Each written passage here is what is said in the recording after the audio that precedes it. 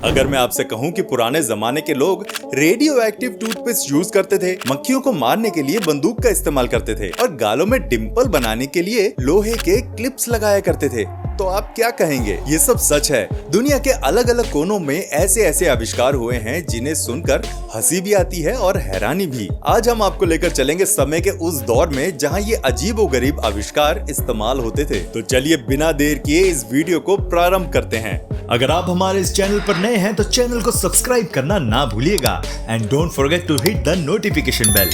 सोचिए, एक टूथपेस्ट से आपके दांत तो चमकेंगे पर धीरे धीरे आप भी चमकने लगेंगे। 20वीं सदी की शुरुआत में ऐसा ही टूथपेस्ट सच में बनाया गया था, जिसमें रेडियम और थोरियम जैसे रेडियो एक्टिव तत्व मिलाए जाते थे। उस समय वैज्ञानिकों का मानना था कि ये आपके दांतों को मजबूत और हेल्दी बनाएंगे। लोग बड़े मजे से इसका इस्तेमाल भी करते थे और सोचते थे कि वाह, अब तो दांत हीरे जैसे चमकेंगे। लेकिन बाद में पता चला कि ये मजाक ज्यादा खतरनाक है, क्योंकि रेडियो एक्टिविटी कैंसर और हड्डियों की बीमारी तक दे सकती है। सोचकर ही हंसी भी आती है और डर भी कि लोग अपने दांत चमकाने के लिए खुद को रेडियो एक्टिव कर लेते थे।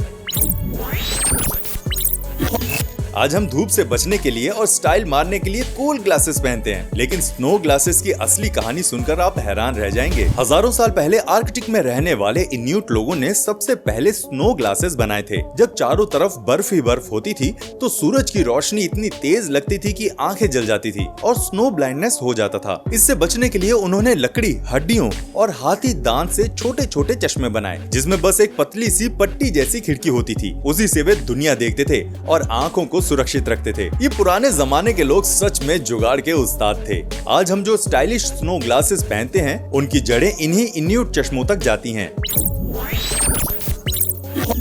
आज तो सब मोबाइल और कंप्यूटर पर फटाफट टाइपिंग करते हैं, लेकिन पुराने जमाने में टाइपराइटर ही सबका बॉस हुआ करता था। 19वीं सदी में जब टाइपराइटर आया तो लोगों ने कहा कि वाह, अब लिखावट झटपट और एकदम साफ सुथरी होगी। इसमें हर अक्षर की एक धातु की की होती थी। आप की दबाओ, अक्षर पट्टी पर छपे और सीधा कागज पर उकेर जाए। सरकारी दफ्तरों से लेकर अखबारों और लेखकों तक सबके लिए ये जादुई मशीन थी। उस वक्त इसे इस्तेमाल करना एक प्रोफेशनल स्किल माना जाता था, लेकिन जैसे ही कंप्यूटर आया, बेचारे टाइपराइटर धीरे धीरे अलमारी में बंद हो गए। फिर भी आज भी पुराने टाइपराइटर को देखकर एक नॉस्टैल्जिया फील आता है, जैसे किसी पुराने हीरो को देख रहे हो।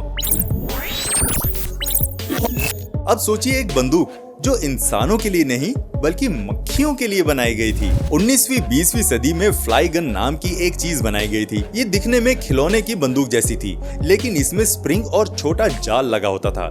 जैसे ही ट्रिगर दबाते, ये आगे झपट कर मक्खी को पकड़ लेता और ठिकाने लगा देता। उस दौर में ना तो इलेक्ट्रिक बैट थे, ना ही स्प्रे, तो लोगों के लिए ये मजेदार और काम की चीज थी। सोचो, घर में मक्खी भिनभिना रही हो और आप शेर की तरह गन निकाल कर धाए धाए मक्खियों को मार रहे हो। आज भले ही ये पुरानी याद बन चुकी है, लेकिन उस समय फ्लाई गन लोगों की रचनात्मकता और ह्यूमर दोनों का शानदार नमूना थी।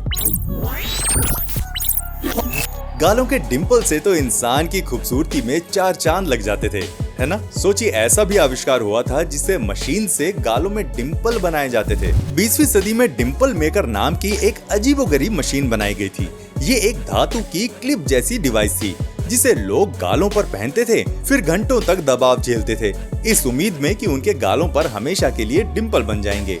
कई बार ये दर्दनाक भी हो जाता था, लेकिन खूबसूरती के चक्कर में लोग ये सब सह जाते थे। अब सोचिए, डिंपल के लिए इतना टॉर्चर कौन करेगा? डिंपल नेचुरल होते हैं और सबके लिए एक गिफ्ट जैसे माने जाते हैं। लेकिन ये पुरानी मशीन साबित करती है कि लोग खूबसूरती पाने के लिए कितना कुछ झेल जाते थे।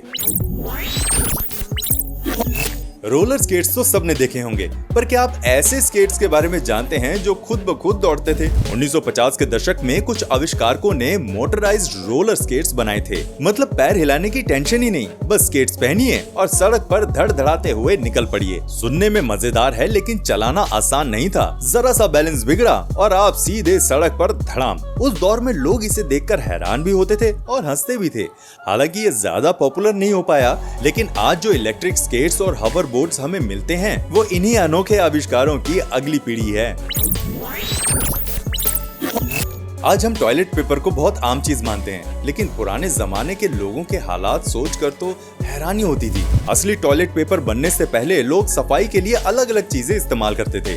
कहीं पत्ते, कहीं घास, कहीं कपड़े के टुकड़े और कई जगहों पे तो मक्की के सूखे भुट्टे भी काम आते थे। चीन में 6वीं सदी में सबसे पहले कागज वाले टॉयलेट पेपर का इस्तेमाल हुआ था, लेकिन दुनिया के बाकी हिस्सों में तो लोगों के जो हाथ आया उसी से काम चला लेते थे। 1800 के दशक में रोल वाले टॉयलेट पेपर आने लगे, मतलब तब भी लोग अखबार या पुरानी मैगजीन के पन्ने फाड़ कर इस्तेमाल करते थे। आज जब लोग मुलायम और खुशबूदार टॉयलेट पेपर इस्तेमाल करते हैं तो लगता है कि वाह, इंसान सच में कितना दूर आ चुका है। जरा सोचिए, काम करते वक्त अगर आसपास की सारी आवाजें बंद हो जाएं तो कितना सुकून मिलता है। 1925 में एक आदमी ने इस ख्वाहिश को हकीकत बनाने की कोशिश की और आइसोलेटर हेलमेट बना डाला। ये बड़ा सा भारी भरकम हेलमेट पूरे सिर को ढक लेता था। बाहर की आवाजें तो गायब हो जाती थी, लेकिन अंदर का हाल भी बुरा होता था। सांस लेने के लिए खास ऑक्सीजन ट्यूब लगानी पड़ती थी। इसे पहनकर इंसान दिखता भी कुछ एलियन जैसा था। हालांकि आइडिया भी शानदार था, सिर्फ ध्यान लगाओ और कोई डिस्टरबेंस नहीं। लेकिन हेलमेट इतना असुविधाजनक था कि लोग इसे ज्यादा इस्तेमाल नहीं कर पाए। ये साबित करता है कि एकाग्रता पाने के लिए इंसान कितने अजीबोगरीब प्रयोग कर चुका है।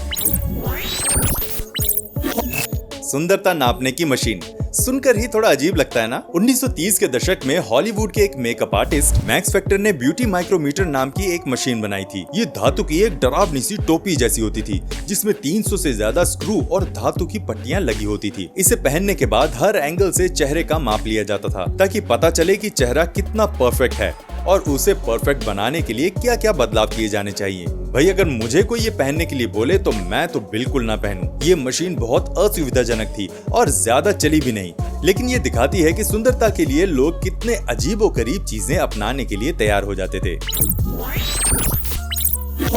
आज लोग गम्स की हेल्थ के लिए ब्रश और डेंटल फ्लॉस का इस्तेमाल करते हैं, लेकिन पुराने जमाने में तो गम मसाजर नाम का एक अजीबोगरीब आविष्कार भी किया गया था। इसे वाइब्रा फिंगर भी कहा जाता था। ये एक छोटा इलेक्ट्रिक उपकरण था। चालू करते ही ये हल्का सा कंपन करता और मसूड़ों की मसाज करता। दावा किया जाता था कि इससे मसूड़ों में ब्लड सर्कुलेशन बढ़ेगा और दांत मजबूत होंगे। कुछ लोग तो इसे मसूड़ों की बीमारियों का इलाज भी मानते थे, लेकिन सच बताएं ब्रश करना ही ज्यादा आसान था, इसलिए यह आविष्कार ज्यादा लोकप्रिय नहीं हुआ। फिर भी इसे देखकर यही लगता है कि इंसान ने सेहत के नाम पर कितनी जुगाड़ू मशीनें बना डाली थी।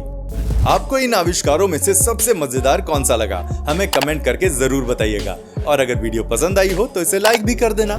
मिलते हैं आपसे अगली वीडियो में, तब तक प्लीज अपना बहुत ध्यान रखिएगा।